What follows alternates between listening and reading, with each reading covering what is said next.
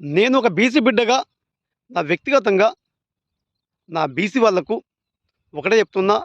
ప్రతి బీసీ బిడ్డ వినాలే.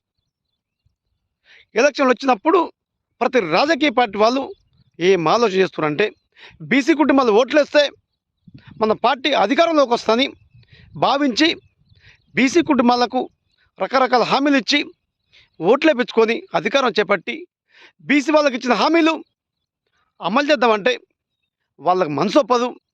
మన బీసీ వాళ్ళము 50% ఉన్నా మన హక్కులను మనం సాధించుకోలేకపోతున్నాం. అంటే కారణం ఏంటంటే, మన బీసీ వాళ్ళము రకరకాల పార్టీలో ఉండి ఆ పార్టీలకు సేవ చేస్తుంది తప్ప ఈ రోజు కూడా మన బీసీ కుటుంబాల గురించి మనం ఆలోచన చేయలేదు.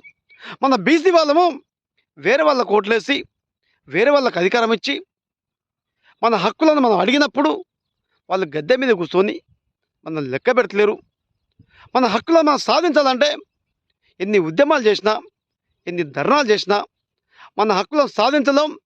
మన హక్కులను సాధించాలంటే ఒకే ఒక మార్గం, ప్రతి బీసీ బిడ్డ కళ్ళు తెరవాలి. మన బీసీ కుటుంబాల గురించి ఆలోచన చేయాలి. పార్టీలను పక్కన పెట్టాలి.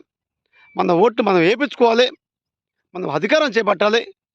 మన హక్కులను సాధించాలి తప్ప వేరే మార్గం లేదని ఈ వేదిక మించి ప్రతి బీసీ బిడ్డకు చేతులు జోడించి దండాలు పెట్టి చెప్తున్నా.